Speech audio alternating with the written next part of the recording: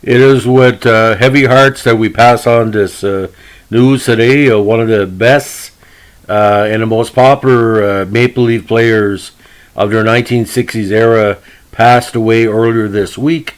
We send condolences to his family, friends, and followers. We're going to talk about the very outstanding player and career of Bob Nevin. Now, Robert Frank Nevin, born March 18, 1938, in Timmins, Ontario, unfortunately passed away on September 21st. Now, he was best known for playing some strong right wing over 18 seasons in the AHL between 1958 and 1976. Now, some people said his breakthrough year came with the Weston Dukes in 1954 of the Met JHL, but he later on went on to some strong play with the OHA's Toronto Marlboros. Now, the 1956 season for Nevin was outstanding, 65 points in 48 games. He was with the Marlies again in 57, 58 as well, played the Memorial Cup playoffs, but his best season for a lot of his fans was 57 when he put up 74 points in 51 games. Now, he broke through with the Maple Leafs for a cup of coffee in 58 and 59. And also played with Chicoutimi of the QHL as well in Rochester before he finally broke in 61. Now 61, he had 58 points in 68 games, including 21 goals.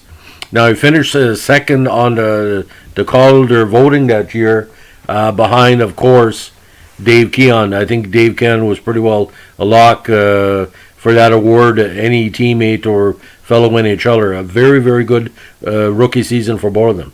Now, he was well known for being on one of the best lines in Maple Leafs history with Frank Mahovlich and Red Kelly.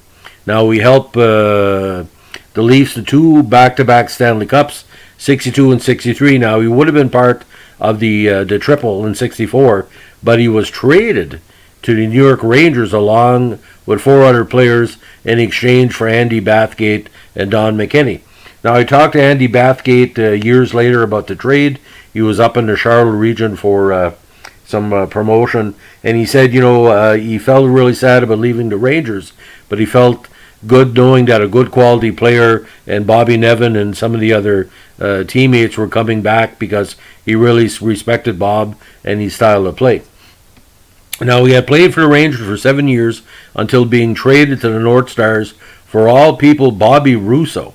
Some Ranger fans regretted the trade, but when Russo became a big star with New York, all thoughts of the negative aspects of the trade was forgotten. Now, Nevin also played with the Kings, where he had a career year in 1975 with 72 points in 80 games. Now, he eventually found his way to the WHA in 77 when he played 13 games with the Oilers with 5 points. Now, Nevin's totals were very deceptive. He was your typical 20 to 30 goal man every year. What really stood out for me is the fact is he would finish off a power play chance or an even strength chance where other players on the Rangers couldn't.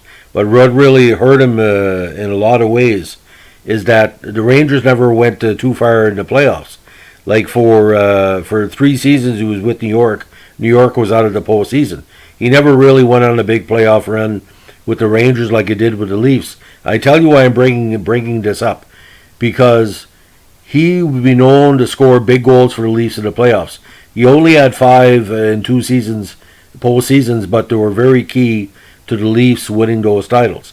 But I think with the opportunity to get Bathgate, they traded the future for the present, and we all know that Bathgate helped him to a 64 Cup, so in a way it paid off. But I think Nevin would have been a better fit for the Maple Leafs into the 60s, and maybe that's one of the main problems that Frank Mahovlich had later on, because Nevin, as his line mate, they did a lot together. They could finish each other's plays, as we say. But the totals with the Rangers were quite interesting, and I tell you why. From 66 to 69, he had totals of 29, 20, 28, and 31. Very, very impressive. So full NHL totals, 726 points, 307 goals, 1,128 games, Again, a short list of NHL players with more than 1,000 games played. The playoffs, 16 goals and 18 assists for 34 points in 84 contests. But Nevin's overall popularity in the Leaf Nation is that he was the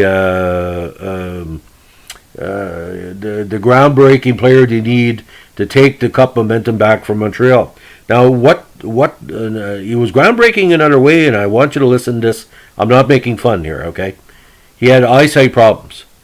He felt he couldn't wear glasses on the ice, but he was one of the first players in the NHL history to wear contact lenses.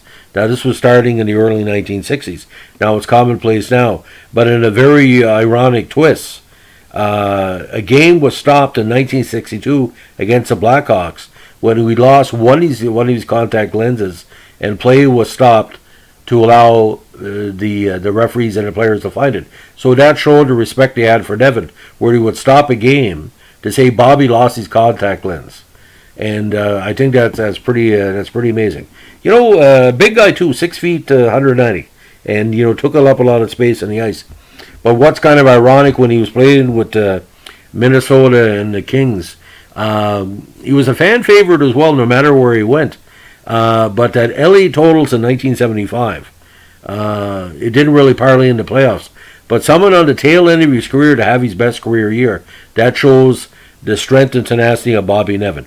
So to the friends and family and fans of Bob Nevin, our condolences. They say hockey players never fade away. It's true, because we do these podcasts.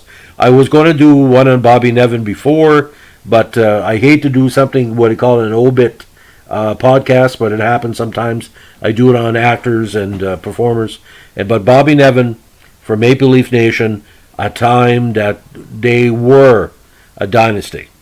He was part of the last Leaf dynasty, and that can be taken to his grave. First thing, when we heard this week Bobby Nevin passed away, part of the last Leafs dynasty, and that's a good legacy, because he was a dynasty player. He was part of that Maple Leaf squad that bet all comers with basically a system that worked for them and led to titles.